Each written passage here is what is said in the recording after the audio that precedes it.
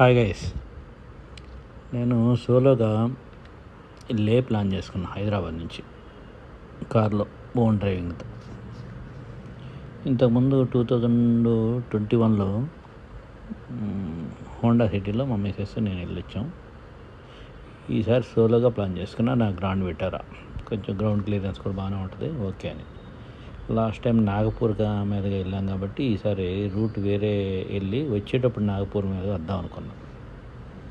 అందుకని ఫస్ట్ లోనావాలా అక్కడ ఒక 2 days ప్లాన్ చేసుకున్నాం. కానీ అక్కడికి వెళ్తే భారీ వర్షాలు, మామూలు వర్షాలు కూడా కాదు, అసలు మామూలు చూడటానికి కూడా కుదరలా. సరే అక్కడి నుంచి స్కిప్ చేసేది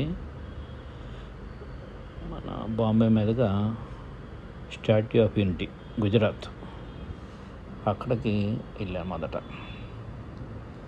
అది చూసుకున్న తర్వాత ఉదయపూర్ సిటీ ప్యాలెస్ చూసుకొని నెక్స్ట్ చిత్తూరుగఢ్ పోర్టు అది చూసుకున్న తర్వాత కాట్రా జమ్మూ కాశ్మీర్ కాట్రాలో వైష్ణోదేవి టెంపుల్ అక్కడికి వెళ్ళినప్పుడు వైష్ణోదేవి టెంపుల్కి ఏమైందంటే ఈవినింగ్ 5 కల్లా వెళ్ళిపోయా. రూమ్ తీసుకొని స్నానం చేసి ఇంకా 6 కల్లా వెళ్ళిపోయా పైకి. వాక్ 13 kilometers వెళ్ళటానికి, 13 kilometers రావడానికి. మళ్ళీ నైట్ వచ్చేతలకి 3:30 అయింది రూమ్కి వచ్చేతలకి. అది తర్వాత గుల్మార్గ్లో ఒకరోజు ఉన్నాను.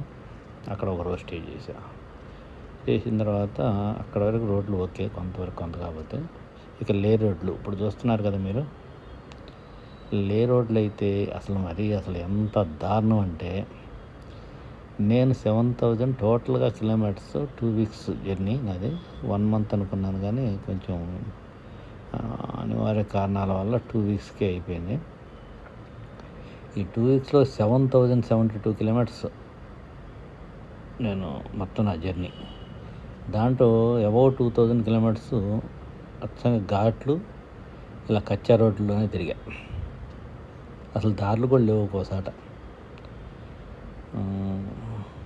ఎంత దారుణంగా ఉన్నాయంటే రోడ్లు అసలు ఒక్కోసారి. ల్యాండ్ స్లైడింగ్స్, వాటర్ క్రాసింగ్స్, పెద్ద గుంటలు, ఇవన్నీ దాటుకుంటూ సోలోగా అలాగే జర్నీ చేసుకుంటూ వచ్చాను. కొన్నిసార్లు అసలు మొత్తం ల్యాండ్ స్లైడింగ్ ఈ రోడ్డు లేకపోతే మొత్తం మూసుకుపోతే 3-4 hours అలాగే పక్కన కూర్చోబెట్టేశారు. పక్కన వెయిట్ చేయించి జేసీబీలతో ఒక 4-5 జేసీబీలతో చేసి రోడ్లు చేసి 3-4 గంటల తర్వాత మళ్ళీ ఒక్కొక్క వెహికల్ వదలటం, అలా ఎన్నోసార్లు ఆగి ఓపికగా వెళ్ళాం. ఇప్పుడు మీరు వీడియో చూస్తుంది ఇది షార్ట్స్ దగ్గర మేము 2001లో వెళ్ళినప్పుడు ఎలా ఉందో ఇప్పుడు కూడా అలా ఉంది. పక్కన బ్రిడ్జి కట్టారు కానీ ఆ బ్రిడ్జి ఇంకా కంప్లీట్ కాదు. ఎంత దారుణంగా ఉందంటే ఆ రోడ్డు అక్కడ ఆ కాస్త దాటడానికి. ఇది కరెక్ట్గా లేకి లడక్ చివరిదనమాట షార్ట్స్ అంటే ఎండింగ్ పాయింట్. అది దాటితే ఈ బ్రిడ్జ్ దాటి ముందుకెళ్తే హిమాచల్ ప్రదేశ్ స్టార్ట్ అవుతుంది అనమాట.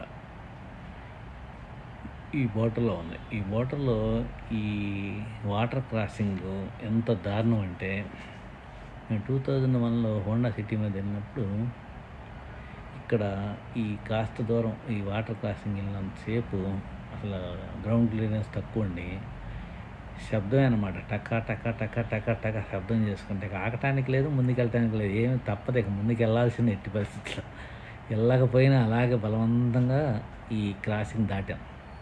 ఇప్పుడు సేమ్ 2024లో వెళ్ళినా కూడా ఈ గ్రౌండ్ క్లియరెన్స్ ఉంది కాబట్టి టక్టకలు లేవు, కానీ ఆ వాటర్ క్రాసింగు, ఆ చెత్త రోడ్డు అలాగే ఉంది.